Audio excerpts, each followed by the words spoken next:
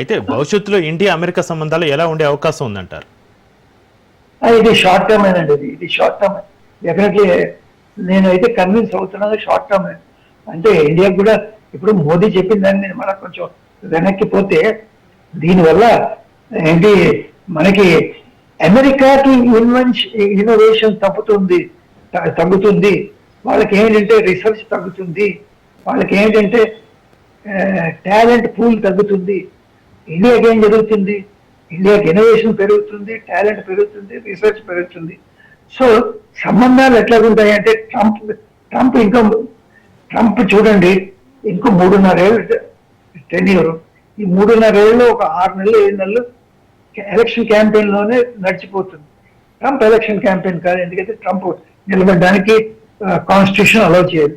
But ఇంకోళ్ళు వచ్చినప్పుడు so అప్పుడు ఏంటంటే డెసిషన్ మేకింగ్ అంతా ప్యారలైజ్ అయిపోతుంది. సో ఇంకా 2 years ఈ ట్రంప్ మనం అంతా మనమే కాదు అంత ప్రపంచం అంతా భరించాలి. దాని తర్వాత ఏముంది? దాని తర్వాత ఇంక కొత్త ప్రభుత్వం వస్తుంది. ఏ ప్రభుత్వం వచ్చినా కూడా ఈ మాగాలో ఉన్న ఇది పిచ్చి ఏదైతే ఉందో ఇది నేను అనుకోను వాళ్ళు కంటిన్యూ కాదు. సో భారతదేశానికి అమెరికాకి సంబంధాలు మంచిగా ఉండడానికి అవకాశం ఎందుకు ఉందంటే America is the biggest democracy, is the oldest democracy in the world. India is the biggest democracy in the world. వీళ్ళిద్దరూ ఎక్కడ పోతారండి? మన ఏంటి నార్త్ కొరియాతో చేతులు కలుపుతామా, లేకపోతే అమెరికా రష్యాతో కలుపుతుంది? అది సాధ్యం కాదు. సో అందుకు మనం కలవాల్సిందే. సో బట్ దీనివల్ల ఏమిటంటే మనం జాగ్రత్తగా మనం ఇన్ఫ్రాస్ట్రక్చర్ డెవలప్ చేసి ఏదైతే అక్కడి నుంచి flight of talent, flight of innovation ఏదైతే ఉందో, ఫ్లైట్ ఆఫ్ టాలెంట్ ఏదో ఉందో దాన్ని మనం మొబిలైజ్ చేసుకుంటే ఇండియాకి ధోకా లేదు. ఇండియా ఒకసారి నిజంగానే 3rd లార్జెస్ట్ ఎకానమీ ఇంకో 3 ఏళ్లలో 4 ఏళ్లలో అయిపోతుంది. అప్పుడు మన అమెరికాకి మనం ఎంతో చూపించవచ్చు. నగేష్ గారు, ట్రంప్ ఇష్టానుసారంగా నిర్ణయాలు తీసుకుంటున్నారు. డొనాల్డ్ ట్రంప్ దూకుడుతోటి అమెరికాలో ఉన్నటువంటి పెద్ద కంపెనీలన్నిటికీ నష్టం వచ్చే అవకాశం ఉందంటారా? పెద్ద కంపెనీలు చాలా పెద్దవండి. అక్కడ మనం ఊహించని దానికన్నా చాలా చాలా చాలా పెద్దవి. అయితే వాళ్ళకి నష్టాలు ఏంటంటే ఇలాంటి వాటితో నష్టం లేదు. నష్టం ఎట్లాగుందంటే వాళ్ళకి ఇప్పుడు మ్యాన్ పవర్తో నష్టం ఉంది. బట్ చూడాలి, నాకు తెలియదు అది మ్యాన్ పవర్ కాస్ట్ ఎట్లాగుంటాయో. ఇప్పుడు వాళ్ళు ఏం చేస్తున్నారు? జీతాలు తక్కువ చేసి ఇండియన్స్ ని రిక్రూట్ చేసుకుంటున్నారు. ఇప్పుడు ఏం చేయాలి? 66,000 చెప్పాను, 66,000 70,000 జీతాలు ఇస్తున్నారు మన వాళ్ళకి లోయెస్ట్ ఎండ్ జాబ్స్ లో.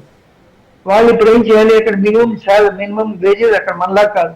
మినిమం వేజెస్ ఉన్నాయంటే మినిమం వేజెస్ గట్టిగా ఇంప్లిమెంట్ చేయాల్సిందే అమెరికన్ సిటిజన్స్ కోసం. $1,00,000 ఇచ్చారు అనుకోండి. సో ఏదైతే ఈ $60,000 $1,00,000 ఏదైతే తేడా ఉందో అది అంత మటుకు ఎక్స్ట్రా బర్డెన్ అవుతుంది. బట్ నేనేమంటున్నానంటే wages or rather increase in wages will be a small component of the overall tax burden, expenditure burden.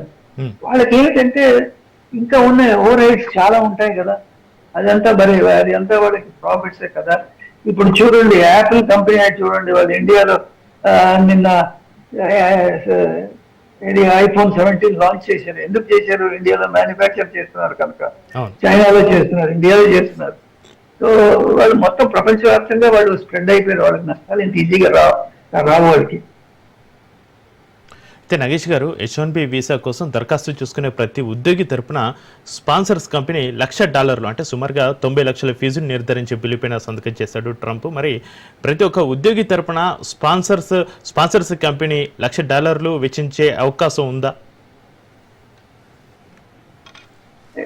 ఎందుకు చేస్తారండి వాళ్ళు? నాకైతే కనబట్టలేదు ఎందుకు చేస్తారో వాళ్ళు. ఇప్పుడు హైలీ క్వాలిఫైడ్ ఉన్నారు అనుకోండి, అంటే super highly qualified IIT IIM అలాంటి వాళ్ళు చదివిన వాడు అనుకోండి, వాళ్ళకేమో చెయ్యొచ్చేమో. కానీ మన దగ్గర వేరే వాళ్ళు మామూలు ఇంజనీరింగ్ కాలేజీలో చదివిన వాళ్ళకి చెయ్యరు. లేకపోతే పోస్ట్ గ్రాడ్యుయేషన్ చేసిన వాళ్ళు, రీసెర్చ్ చేసిన వాళ్ళు వాళ్ళకి చేస్తారేమో. కానీ వాళ్ళకి వీళ్ళకి స్పాన్సర్షిప్ చేసి, ఇప్పుడు ఒకటి మనం మైండ్ లో పెట్టుకోవాలి, ఈ $1,00,000 ఒక సంవత్సరానికి కాదు, ప్రతి సంవత్సరానికి.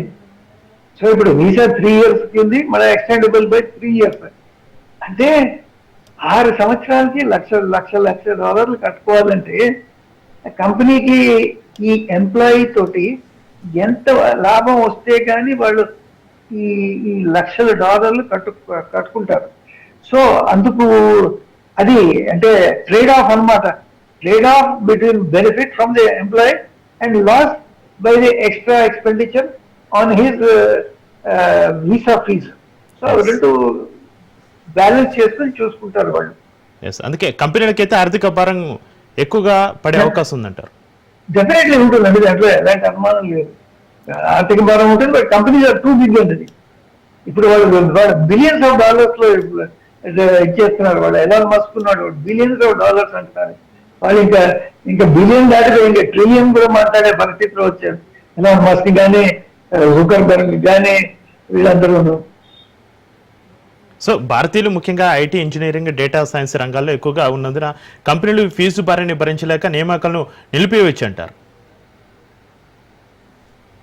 ఏదండి మన భారతీయులు ముఖ్యంగా ఐటీ, ఇంజనీరింగ్, డేటా సైన్స్ రంగాల్లో ఎక్కువగా ఉన్నందున కంపెనీలు ఫీజు భారాన్ని భరించలేక నియామకాలను నిలిపివేసే అవకాశం ఉందంటారు.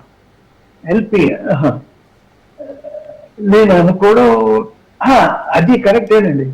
ఇప్పుడు చిన్న కంపెనీ స్టార్టప్స్ ఏవైతే ఉన్నాయో, స్టార్టప్స్ కి చెప్పినట్టుగా మీరు చెప్పింది కరెక్టే, నేను చెప్పింది కరెక్ట్ కాదు.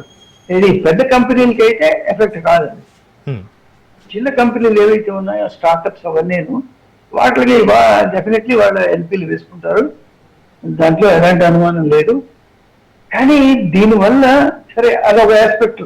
రెండో ఆస్పెక్ట్ ఏమని ఇవాళ అమితాబ్ కాంత్ స్టేట్మెంట్ మీరు చూసే ఉంటారు, సిఇఓ ఆఫ్ నీతి ఆయోగ్. అతను ఏమన్నా అంటే దీనివల్ల మన దేశంలో స్టార్టప్స్ కి బూస్ట్ వస్తుంది, రీసెర్చ్ కి బూస్ట్ వస్తుంది, ఇన్నోవేషన్ కి బూస్ట్ వస్తుందని.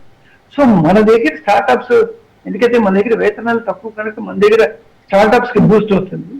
మీరు చెప్పినట్టుగా అమెరికాలో చిన్న కంపెనీలకి స్టార్టప్స్ కి ఈ వేతనాలు పెంచడంతో డెఫినెట్ గా అది వీసా ఫీజు పెంచడంతో డెఫినెట్ గా మూత పడిపోయి ఎల్పీకి చేసే అవకాశం ఉంది. రైట్, థ్యాంక్ యూ నాగేష్ గారు. ఇది వాటి స్పెషల్ డిబేట్ చూస్తున్నాడండి రాష్ట్రం.